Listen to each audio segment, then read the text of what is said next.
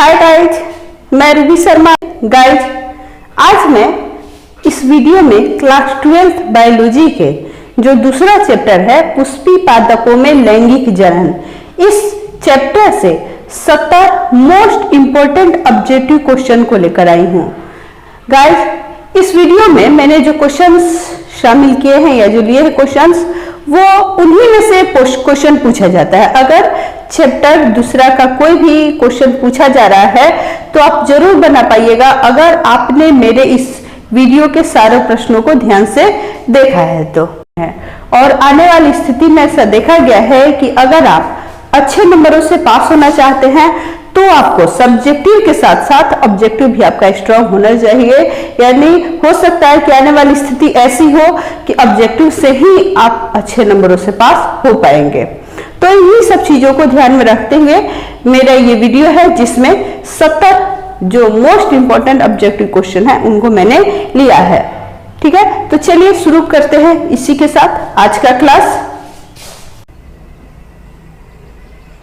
आज के वीडियो का पहला प्रश्न है, स्त्री दल चक्र यानी पुष्प क्रमों में पुष्पों में बना है। पुष्पों में स्त्री दल चक्र किन किन संरचनाओं से बना होता है? ये BSCB 2019 का एनुअल एग्जाम जो हुआ था उसका क्वेश्चन है। ऑप्शन है स्टिग्मा, स्टाइल, ओवरी या उपरोक्त सभी से। तो आंसर हो जाएगा इसका ऑप्शन नंबर डी यानी उपरोक्त सभी, क्योंकि स्त्री दल चक्र जो होता है वो स्टिग्मा, स्टाइल और ओवरी तीनों से बना होता है। अगला प्रश्न है, पादपों में एम्फीबियन उभय स्थानीय या उभयचर किससे संबंधित है? पादपों में एम्फीबियन किसको कहा जाता है? ऑप्शन है शैवाल, ब्रायोफाइटा, कवक या टेरिडोफाइटा। कौन सा होगा इसका आंसर? यानी हम कह सकते हैं कि पादप जगत का एम्फीबियन या उभयचर किसको कहा जाता है? तो इसका आंसर हो जाएगा ऑप्शन नंबर बी यानी ब्रायोफाइटा। ब्रायोफाइटा को एम्फीबियन ऑफ प्लांट कहा जाता है। चलिए, तीसरा प्रश्न है, भ्रूणपोष वाले बीजों को क्या कहा जाता है? यानी ऐसे बीज जिनमें भ्रूणपोष होता है, भ्रूण के पोषण के लिए भ्रूणपोष होता है, तो उन बीजों को क्या कहा जाता है? एपोकार्पिक, बहुभ्रूणता, एंडोकार्पिक या एंडोस्पर्मिक। तो आंसर हो जाएगा इसका ऑप्शन नंबर डी यानी एंडोस्पर्मिक। भ्रूणपोष वाले बीजों को एंडोस्पर्मिक बीज कहा जाता है। अगला प्रश्न, निम्नांकित में से कौन जलीय जंगली घास है? किसको जलीय जंगली घास कहा जाता है? ट्रापा, हाइड्रिला, जलकुंभी या बी और सी दोनों? यानी कह सकते हैं कि हाइड्रिला और जलकुंभी। तो आंसर हो जाएगा इसका ऑप्शन नंबर डी यानी यही दोनों, हाइड्रिला और जलकुंभी दोनों को जलीय जंगली घास कहा जाता है। वैसे जलकुंभी को एक और नाम से पुकारा जाता है जिसे हम कहते हैं बंगाल का आतंक। जलकुंभी को बंगाल का आतंक भी कहा जाता है। ये भी क्वेश्चन पूछता है कि बंगाल का आतंक किसे कहा जाता है? तो याद रखिएगा जलकुंभी को बंगाल का आतंक कहा जाता है। वैसे यहाँ पे पूछ रहा है कि जलीय जंगली घास, तो जलीय जंगली घास यानी हाइड्रिला भी है और जलकुंभी भी है, तो दोनों को ध्यान में रखते हुए आंसर जो होगा वो डी होगा। अगला प्रश्न है, वायु परागन किसमें नहीं होता है? यानी किस पौधे में वायु परागन नहीं होता है? घास, मक्का, गेहूं या साल्विया? तो आंसर होगा ऑप्शन नंबर डी यानी साल्विया, उसमें वायु परागन नहीं होता है, वायु के द्वारा परागन की क्रिया नहीं होती है। आंसर होगा ऑप्शन नंबर डी। अगला प्रश्न, निम्नांकित में से किस पौधे में स्वपरागन होता है? स्वपरागन, स्वपरागन किसे कहते हैं? तो देखिए, जब एक पुष्प के परागकण द्वारा उसी पुष्प के वर्तिकाग्र पर पहुंचते हैं परागकण तो हम उसे स्वपरागन कहते हैं। तो एक लिंगी, द्विलिंगी, एक लिंग और द्विलिंगी दोनों या फिर इनमें से कोई नहीं। तो जो एक लिंगी पौधे होते हैं उनमें नर पौधा और मादा पौधा अलग अलग होता है, तो उसे परागन के लिए किसी माध्यम की आवश्यकता होती है। तो उसमें तो एक लिंगी, उसमें तो स्वपरागन संभव होता ही नहीं। ठीक है, तो यहाँ पूछा है कि निम्नलिखित में से किस पौधे में स्वपरागन होता है। तो स्वपरागन द्विलिंगी पौधों में होता है, यानी जिनमें नर जननांग और मादा जननांग दोनों होते हैं उसी में स्वपरागन की क्रिया संपन्न होती है। अगला प्रश्न है, अगुणित भ्रूणपोष निम्नांकित में किसकी विशेषता है। अगुणित भ्रूणपोष, ऑप्शन है आवृत बीजी, अनावृत बीजी, फफूंद या शैवाल। तो जो अगुणित होते हैं, अगुणित भ्रूणपोष होते हैं, वो अनावृत बीजी या नग्न बीजी पौधों में होते हैं। ठीक है। अगला प्रश्न है, इनमें से कौन कायिक प्रवर्धक नहीं है। कायिक प्रवर्धक यानी कायिक प्रवर्धक कहते हैं जिसके द्वारा बीज के अलावा जब जिसके द्वारा एक नया पौधा बनता है, ठीक है, यानी जनन की प्रक्रिया संपन्न होती है, तो उसे हम कायिक प्रवर्धक भी कह सकते हैं। ऑप्शन है प्रकंद, चूसक, शाखा या चल बीजाणु। तो आंसर होगा इसका चल बीजाणु। ठीक है, ये कायिक प्रवर्धक नहीं है। अगला प्रश्न है, इनमें से कौन सा फल कूट फल है। कूट फल कहते हैं कूट फल जिसमें अंडाशय जो है वो फूल के सभी भाग जो होते हैं, जैसे कैलिक्स हो गया, कोरोला हो गया या अन्य सभी भाग मिलकर फल का निर्माण करते हैं, तो उसको हम कूट फल कहते हैं, असत्य फल। ठीक है। तो आम, नींबू, धान्य, सेब पूछा जा रहा है कि कौन सा कूट फल है। तो कूट फल हो जाएगा ऑप्शन नंबर डी यानी सेब। सेब जो होता है वो सेब, क्योंकि बाकी जो तीन हैं इन तीनों में जो बीज होता है वो ओवरी में पाया जाता है, बीजांड के द्वारा, बीजांड के अंदर बीज का निर्माण होता है। ठीक है। तो इन सबको हम सत्य फल कहते हैं और सेब को हम असत्य फल या कूट फल कहते हैं। अगला प्रश्न है, भ्रूणपोष का क्या कार्य है, यानी भ्रूण के ऊपर जो एक लेयर या सतह होता है उसका क्या कार्य है।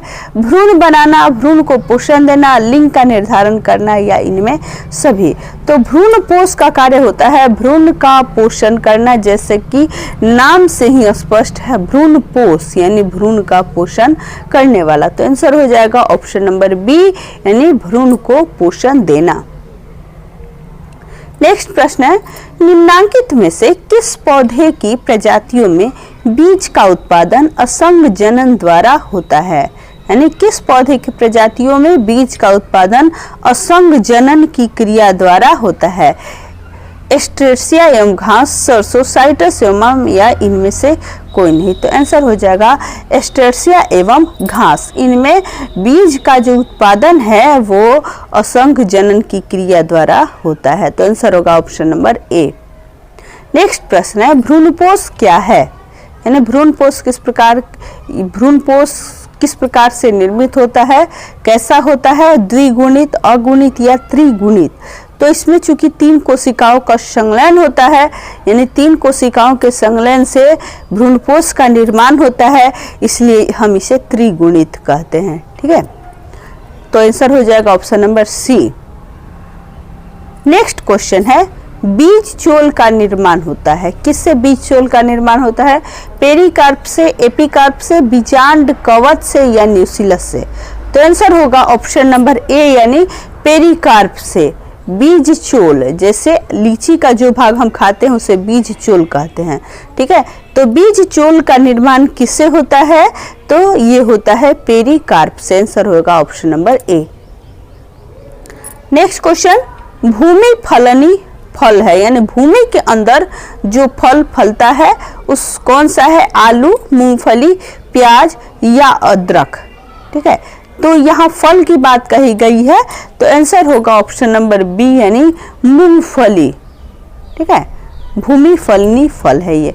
बाकी आलू, प्याज और अदरक को हम, इन तीनों को हम भूमि फलनी फल नहीं कह सकते, क्योंकि ये पौधे के किसी अन्य भाग का रूपांतरण होता है। ठीक है। यहाँ फल की बात की जा रही है इसलिए होगा मूंगफली। नेक्स्ट क्वेश्चन, वायु परागन सामान्यतया पाया जाता है किसमें वायु के द्वारा परागन होता है। लिली में, घासों में, आर्किड्स में या लेग्यूमिनस कुल के जो पौधे होते हैं उनमें। तो आंसर होगा ऑप्शन नंबर बी यानी घासों में। वायु परागन सामान्यतः घासों में होता है। ठीक ठीक है। नेक्स्ट क्वेश्चन, निम्न में से किस में जल द्वारा परागण होता है? जल के द्वारा परागण, जलकुंभी, कमल, हाइड्रिला या फिर बी एवं सी यानी कमल और हाइड्रिला दोनों में? तो इसका आंसर हो जाएगा ऑप्शन नंबर ए यानी जल के द्वारा परागण की क्रिया जलकुंभी में होती है, ठीक है, option number A. Next question, भ्रूण कोश की सेंट्रल कोशिका है। सेंट्रल कोशिका, भ्रूण कोश में जो सेंट्रल कोशिका होती है वह क्या है? प्रारंभिक केंद्रक, द्वितीय केंद्रक, सहायक कोशिका या फिर ए और बी दोनों? तो भ्रूण कोश की जो सेंट्रल कोशिका जो होती है वो द्वितीय केंद्रक होती है, ठीक है। सेंट्रल कोशिका भ्रूण कोश की जो होती है वो द्वितीय केंद्रक होती है। आंसर होगा option number B. Next question है, निम्न में से कौन एक लिंगी है? एक लिंगी पौधा, सरसों, गुड़हल, पपीता या इनमें से कोई नहीं? तो आपने देखा होगा सरसों या गुड़हल में इनके फूल में नर जनन भाग और मादा जनन भाग यानी पुमंग और जायांग दोनों पाए जाते हैं। अतः ये दोनों यानी सरसों और गुड़हल ये दोनों द्विलिंगी है, जबकि पपीता जो है वो क्या है, उसका पौधा अलग अलग होता है, मादा पौधा अलग और नर पौधा अलग। यानी ऐसा पौधा जिसके पुष्प में नर जनन भाग होते हैं वो अलग होता है, जिसमें मादा जनन भाग होते हैं वो अलग होता है, इसलिए इसको हम कहते हैं एक लिंगी पौधा। पपीता जो है ये एक लिंगी पौधा होता है, ठीक है।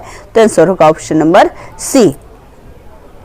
नेक्स्ट क्वेश्चन, किस फल का बीज चोल खाया जाता है? बीज चोल यानी हमने बताया कि बीज के ऊपर वाला आवरण जो होता है उसको बीज चोल कहते हैं। बीज से सटा हुआ जो आवरण होता है उसको बीज चोल कहते हैं। तो जायफल है ऑप्शन में, लीची है, शरीफा है या इनमें सभी है? तो आपने देखा होगा कि लीची में हम लोग क्या खाते हैं? लीची में हम लोग बीज चोल खाते हैं, यानी बीज के ऊपर जो आवरण होता है उसको खाते हैं। अतः कहा जा सकता है कि लीची का बीज चोल खाया जाता है। नेक्स्ट क्वेश्चन है, परागकण मुख्यतः है। परागकण क्या है? स्पोरोफाइट, युग्मक, नर युग्मक या इनमें से कोई नहीं? तो परागकण जो कि पराग कोश में निर्मित होता है यह एक नर युग्मक होता है और यह पुमंग में उत्पन्न होता है, ठीक है।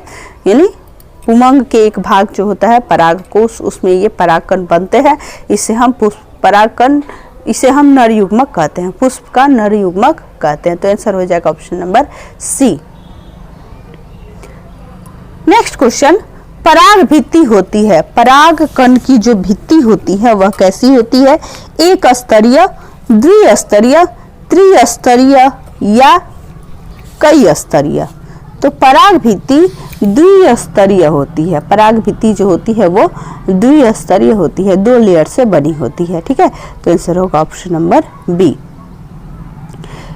नेक्स्ट क्वेश्चन, पराग कण हो सकते हैं गैमेटोफाइट, सजावटी, एलर्जी कारक या इनमें सभी? तो परागकण, कुछ परागकण जो हैं जैसे पार्थेनियम घास का परागकण और भी कई पौधे हैं जिनके परागकण एलर्जी कारक होते हैं, यानी इनसे कई बीमारियां भी उत्पन्न हो सकती है, ठीक है। तो आंसर हो जाएगा ऑप्शन नंबर सी यानी एलर्जी कारक। वैसे सभी परागकण एलर्जी कारक नहीं है होते हैं, बल्कि कुछ ही परागकण ऐसे हो सकते हैं एलर्जी कारक, ठीक है। तो चलिए आगे बढ़ते हैं। नेक्स्ट क्वेश्चन है, वायु परागित पुष्प सामान्यतः होते हैं, यानी ऐसे पुष्प जिनमें वायु के द्वारा परागण की क्रिया होती है, आकर्षक, छोटे, रंगहीन और बी और सी यानी छोटे और रंगहीन दोनों? तो आंसर होगा कि ऑप्शन नंबर डी जो है वही सही होगा इसका, यानी वायु परागित जो पुष्प होते हैं वे छोटे भी होते हैं और रंगहीन भी होते हैं, ठीक है। क्योंकि हल्के होने के कारण वायु द्वारा परागण आसानी से हो जाता है और चूंकि इसे कीटों को आकर्षित करने की आवश्यकता नहीं होती, इसलिए इसमें रंग का होना या न होना कोई मायने नहीं रखता। अतः वायु के द्वारा परागित होने वाले पुष्प के जो होते हैं वो छोटे और रंगहीन होते हैं। तो आंसर होगा ऑप्शन नंबर डी यानी बी और सी दोनों। नेक्स्ट क्वेश्चन, एनिमोफिली नामक परागण किसके द्वारा होता है? एनिमोफिली नामक परागण किसके द्वारा होता है? चिड़िया के द्वारा, चमगादड़ के द्वारा, घोंघा के द्वारा या हवा के द्वारा? ठीक ठीक है। एनिमोफिली हम किस परागन को कहते हैं? तो एनिमोफिली जो है वो हवा के द्वारा हवा के द्वारा जो परागन की क्रिया संपन्न होती है उसे हम एनिमोफिली कहते हैं। आंसर होगा option number D. Next question, entomophily नामक परागन किसके द्वारा होता है? इंटोमोफिली नामक परागन किसके द्वारा होता है? चिड़िया के द्वारा, चमगादड़ के द्वारा, हवा के द्वारा या कीड़ा या इंसेक्ट के द्वारा। ठीक है, इसको हम इंसेक्ट भी कहते हैं। ठीक है, तो इंसेक्ट के द्वारा जो परागन की क्रिया होती है या कीड़ा के द्वारा, उसी को हम क्या कहते हैं? एंटोमोफिली। एंटोमोफिली कीटों के परागन को कहते हैं। कीटों के द्वारा होने वाले परागन की क्रिया को हम एंटोमोफिली कहते हैं। नेक्स्ट क्वेश्चन है, प्रत्येक पादप कोशिका से पूर्ण पौधा बन सकता है? प्रत्येक पादप कोशिका से, यानी पादप कोशिका पौधे की किसी भी कोशिका से जब पूर्ण पौधा बन सकता है तो इस गुण को कहते हैं क्लोनिंग, सोमा क्लोनल, टोटीपोटेंसी या इनमें से सभी। तो इस क्रिया को हम टोटीपोटेंसी कहते हैं। आंसर होगा ऑप्शन नंबर सी, यानी टोटीपोटेंसी। जब पादप कोशिका से, यानी जब किसी पादप के किसी भी कोशिका से पूर्ण पौधा बन सकता है तो इस क्रिया को या इस गुण को हम टोटीपोटेंसी कहते हैं। नेक्स्ट क्वेश्चन, प्रोटोप्लास्ट कल्चर का फ्यूजोजेन क्या है? प्रोटोप्लास्ट कल्चर का फ्यूजोजेन क्या है? तरल नाइट्रोजन, पीईजी, लैक्टिक अम्ल या इनमें सभी। तो आंसर होगा इसका ऑप्शन नंबर बी, यानी पीईजी। प्रोटोप्लास्ट कल्चर का फ्यूजोजेन होता है पीईजी। ठीक है, ऑप्शन नंबर इसका बी सही होगा। अगला क्वेश्चन है, पराग से अगुणित पौधे का विकास कहलाता है? क्या कहलाता है पराग से अगुणित पौधे का विकास? ऑप्शन है इमेस्कुलेशन, पार्थिनोका, एंड्रोजेनेसिस या सोमेटिक हाइब्रिडाइजेशन। अगला क्वेश्चन है, पराग से अगुणित पौधे का विकास क्या कहलाता है? ऑप्शन है इमेस्कुलेशन, पार्थिनोका, एंड्रोजेनेसिस, सोमेटिक हाइब्रिडाइजेशन या। तो आंसर होगा इसका option number D. Option number D, यानी पराग से अगुणित पौधे का विकास जो है वह कहलाता है सोमेटिक हाइब्रिडाइजेशन। हाइब्रिडाइजेशन। ठीक है। नेक्स्ट क्वेश्चन है, पुष्प बंद रहते हैं, किसमें बंद रहते हैं? डिक्लिनी, क्लिस्टोगेमी, डाइकोगेमी या इनमें से कोई नहीं। यानी कह सकते हैं कि किस प्रकार की प्रक्रिया में क्या कहते हैं जब पुष्पक्रम बंद रहते हैं, तो उसको हम कहते हैं क्लिस्टोगेमी। यानी आंसर होगा ऑप्शन नंबर बी, यानी क्लिस्टोगेमी। जब पुष्पक्रम बंद रहते हैं बिल्कुल तो उसे हम क्लिस्टोगेमी कहते हैं। नेक्स्ट क्वेश्चन है, आवृत बीजी में कौन सी संरचना नहीं मिलती है? आवृत बीजी जो पौधे होते हैं उनमें कौन सी संरचना नहीं मिलती है? आर्किगोनियम, अंडप, परागकोश या गुरु युग्मकोद्भिद। तो आंसर होगा इसका ऑप्शन नंबर ए, यानी आर्किगोनियम। ठीक है, आर्किगोनियम ये जो संरचना है यह आवृत बीजी पौधों में नहीं पाई जाती। तो आंसर होगा option number A. Next question, सामान्य आवृत बीजी भ्रूणकोश होता है? सामान्य आवृत बीजी भ्रूणकोश होता है एक कोशिकीय, द्विकोशिकीय, 5 कोशिकीय या 7 कोशिकीय। तो कोई भी सामान्य आवृत बीजी भ्रूणकोश जो होता है ये 7 कोशिकीय होता है, यानी इसमें 7 कोशिकाएं होती हैं। ठीक है। नेक्स्ट क्वेश्चन है, बीजांड के वृत्त को क्या कहते हैं? बीजांड का जो वृत्त होता है उसको क्या कहते हैं? फ्यूनिकल, केरेनकल, न्यूसेलस या पेडिसिल। तो आंसर होगा ऑप्शन नंबर ए, यानी फ्यूनिकल। बीजांड का जो वृत्त होता है उसको हम फ्यूनिकल कहते हैं। नेक्स्ट क्वेश्चन है, निषेचन के पश्चात बीजांड परिवर्तित होता है? किस चीज में बीजांड परिवर्तित हो जाता है? मध्यावरण में, बीज में, भ्रूण में या भ्रूणपोष में। ठीक है, तो बीजांड जो है वो बीज में परिवर्तित हो जाता है। जब निषेचन की क्रिया हो जाती है तो बीजांड बीज में परिवर्तित हो जाता है। आंसर होगा option number B. Next question, अनिषेक जनन सामान्यतः मिलता है, किसमें? अनिषेक जनन होता है। अनिषेक जनन कहते हैं जब जनन की क्रिया बिना निषेचन के ही संपन्न हो जाती है, तो इसे हम अनिषेक जनन कहते हैं। तो यह किसमें मिलता है? अंगूर में, आम में, नींबू में या लीची में। तो आंसर होगा ऑप्शन नंबर ए यानी अंगूर में। ठीक है, आंसर होगा ए। अनिषेक जनन की जो क्रिया है ये सामान्यतः अंगूर में देखने को मिलती है। नेक्स्ट क्वेश्चन, आर्थोटोपस बीजांड में बीजांड द्वार तथा निभाग होते हैं, यानी आर्थोटोपस बीजांड जो होता है उसमें बीजांड द्वार और निभाग होते हैं किस प्रकार के? बीजांड वृत्त से तिरछे, बीजांड वृत्त से 90 डिग्री पर, बीजांड वृत्त से सीधी रेखा पर या बीजांड वृत्त के समानांतर। तो आंसर होगा बीजांड वृत्त से सीधी रेखा में। ठीक है, यानी ऑप्शन नंबर सी। आर्थोटोपस बीजांड में बीजांड द्वार तथा निभाग जो होते हैं वे बीजांड वृत्त से सीधी रेखा में होते हैं। नेक्स्ट क्वेश्चन, बीजांड में अर्धसूत्री विभाजन होता है। बीजांड में अर्धसूत्री विभाजन किसमें होता है? बीजांड में, गुरु बीजाणु मातृ कोशिका में, गुरु बीजाणु में या आर्किस्पोरियम में। तो आंसर होगा इसका ऑप्शन नंबर बी यानी गुरु बीजाणु मातृ कोशिका में। ठीक है, बीजांड में अर्धसूत्री विभाजन जो है वह गुरु बीजाणु मातृ कोशिका में ही अर्धसूत्री विभाजन होता है। आंसर होगा option number B. Next question है, किसने सिद्ध किया कि कोशिका टोटीपोटेंट होती है? किस वैज्ञानिक ने सिद्ध किया कि जो कोशिका होती है यह टोटीपोटेंट होती है? ऑप्शन है व्हाइट, स्क्रू, मिलर या स्टीवार्ड ने। तो आंसर होगा स्टीवार्ड ने, यानी स्टीवार्ड ने यह सिद्ध किया कि जो कोशिका होती है वो क्या होती है? टोटीपोटेंट होती है। ठीक है, आंसर होगा steward, option number D.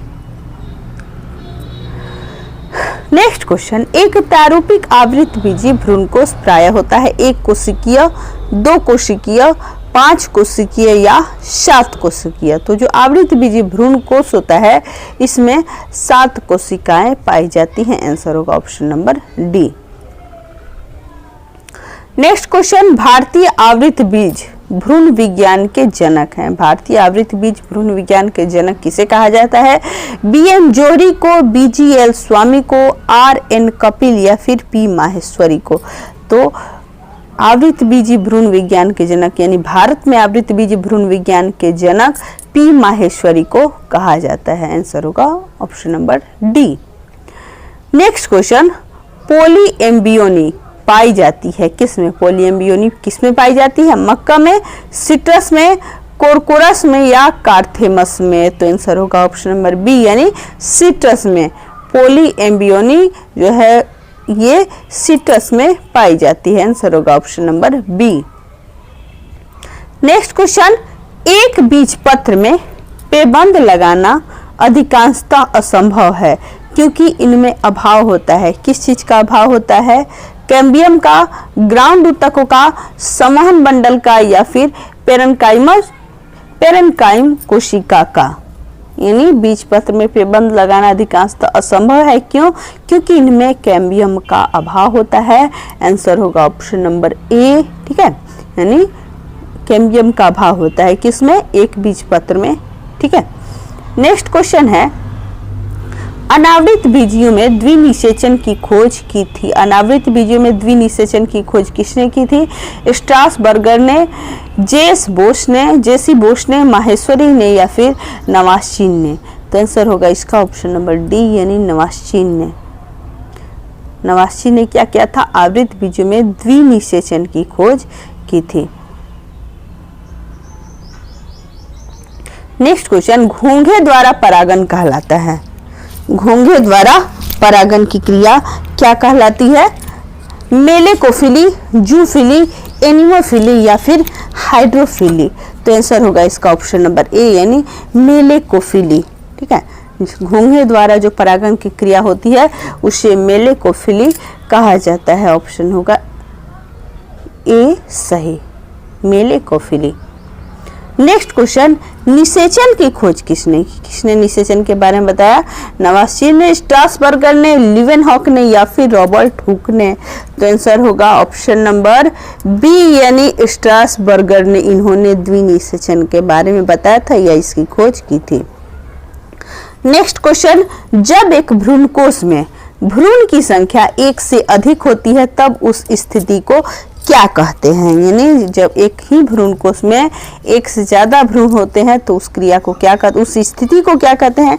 Embryogeny, amphimixis, एगेमोस्पर्मी, पोलो एम्ब्रियोनी। तो आंसर होगा इसका ऑप्शन नंबर डी यानी पोलो एम्ब्रियोनी। जब एक ही भ्रूणकोश में एक से ज्यादा भ्रूणकोश की संख्या होती है तो उस स्थिति को हम पोलो एम्ब्रियोनी कहते हैं।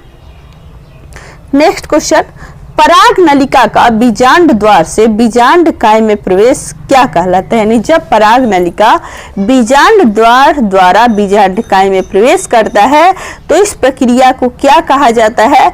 पोरोगेमी, जीनोगेमी, मीजोगेमी या डाइकोगेमी? तो आंसर होगा इसका ऑप्शन नंबर ए यानी पोरोगेमी। पोरोगेमी जो प्रक्रिया है इसमें पराग नलिका बीजांड द्वार द्वारा बीजांड काय में प्रवेश करती है। नेक्स्ट क्वेश्चन, अलग अलग समय पर नर और मादा जननांगों की अपरिपक्वता अलग अलग समय पर नर और मादा जननांगों की परिपक्वता क्या कहलाती है? जब नर और मादा जननांग अलग अलग समय पर परिपक्व होते हैं तो उसे हम क्या कहते हैं? ऑप्शन है हर्कोगेमी, डाइकोगेमी, पॉलीगेमी या एपोगेमी। तो आंसर होगा इसका डाइकोगेमी यानी इसमें नर जननांग और मादा जननांग दोनों अलग अलग समय पर परिपक्व होते हैं। ठीक है, तो आंसर हो जाएगा ऑप्शन नंबर बी।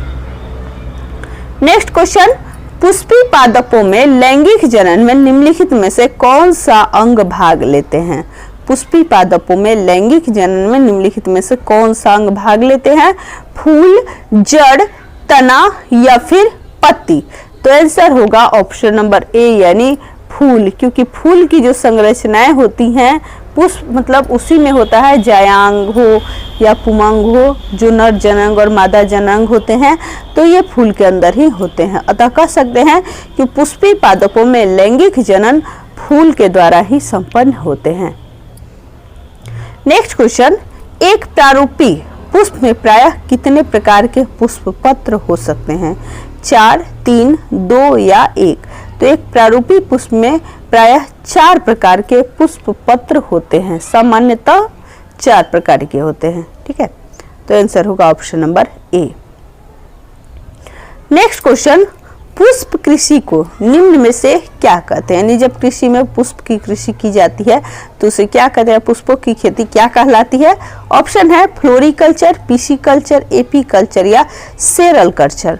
तो आंसर होगा इसका फ्लोरिकल्चर यानी पुष्पों की खेती को फ्लोरिकल्चर कहा जाता है। Option number A. Next question, पुष्प के नर जनन संरचना को क्या कहते हैं? पुष्प के नर जनन संरचना को क्या कहते हैं? पुमंग, जायांग, बाह्यदल पुंज या अंडाशय? तो पुष्प के नर जनन जो संरचना होती है उसको हम कहते हैं पुमंग। ठीक है, पुमंग ही क्या है? पुष्प का जो नर जनन भाग होता है वही होता है, नर जननांग भी कह सकते हैं उसको। आंसर होगा option number A. Next question, पराग कणों में विशेषकर कौन सा विटामिन होता है? पराग कणों में कौन सा विटामिन होता है? विशेष रूप से vitamin A, vitamin B, vitamin D या विटामिन सी? ठीक है, तो आंसर होगा इसका विटामिन ए यानी ए। पराग कणों में विशेषकर विटामिन ए पाया जाता है, तो आंसर होगा इसका option number B. Next question, सूर्यमुखी कुल के पौधों के परागकण अपनी जीवन क्षमता कितने घंटों में खो देते हैं? यानी कितने घंटों के बाद खो देते हैं?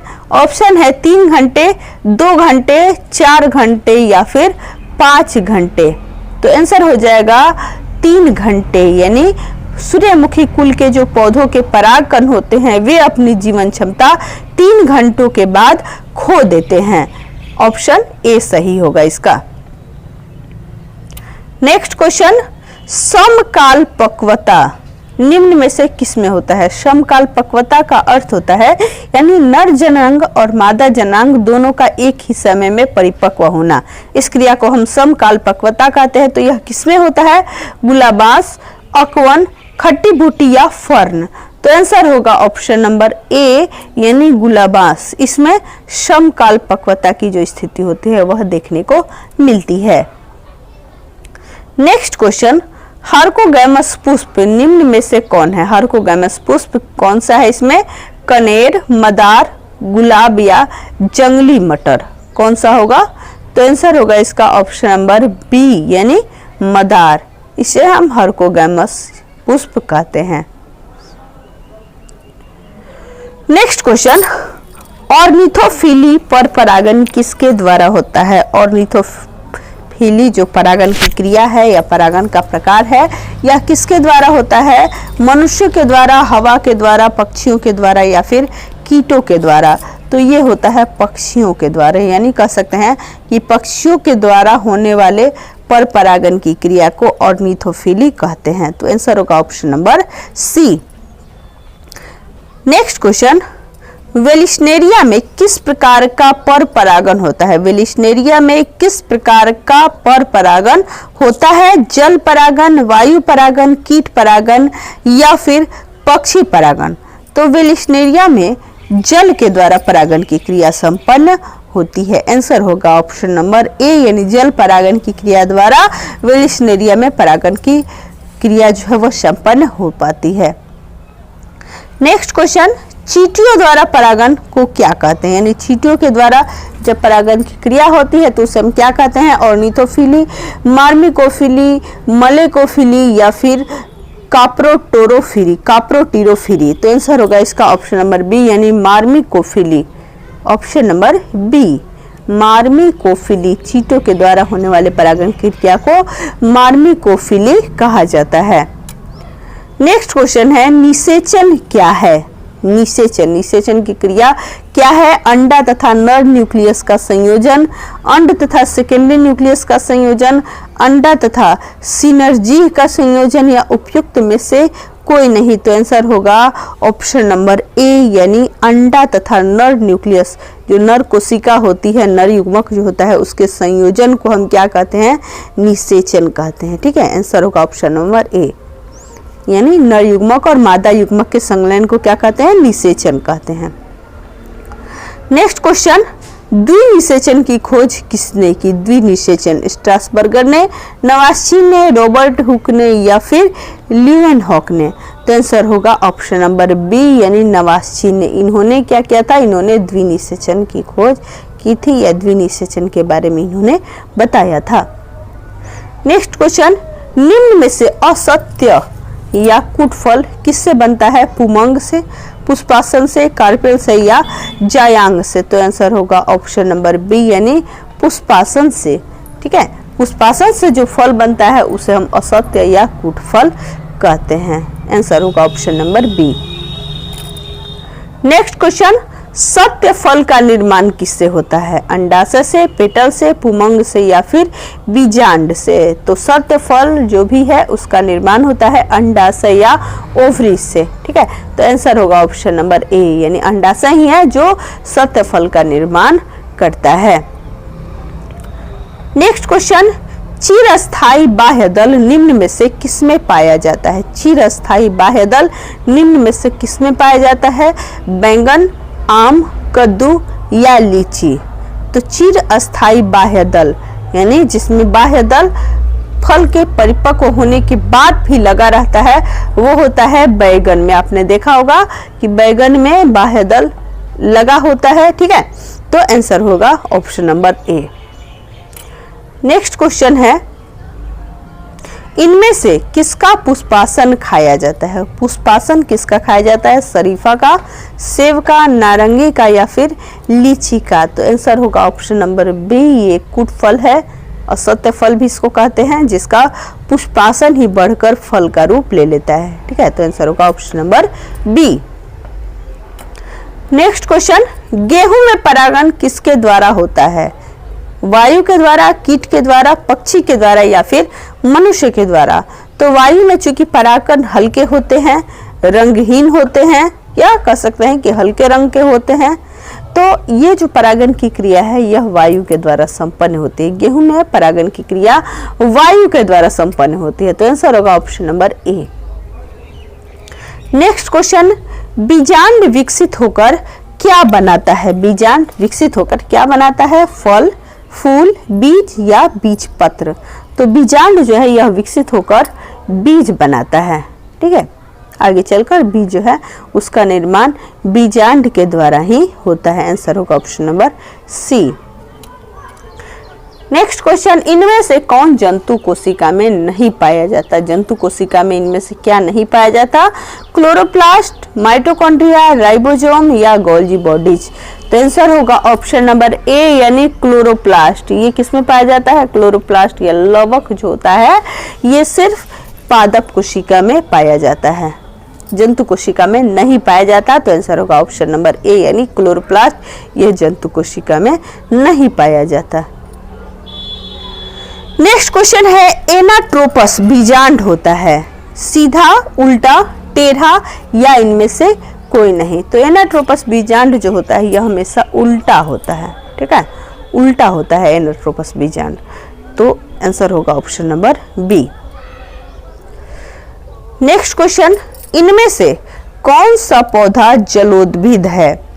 सिंघाड़ा, नागफनी, शीशम या एकेसिया, मतलब जल में उगने वाला पौधा है। तो आंसर होगा ऑप्शन नंबर ए यानी सिंघाड़ा। इसकी खेती भी होती है जो जल में ही होती है।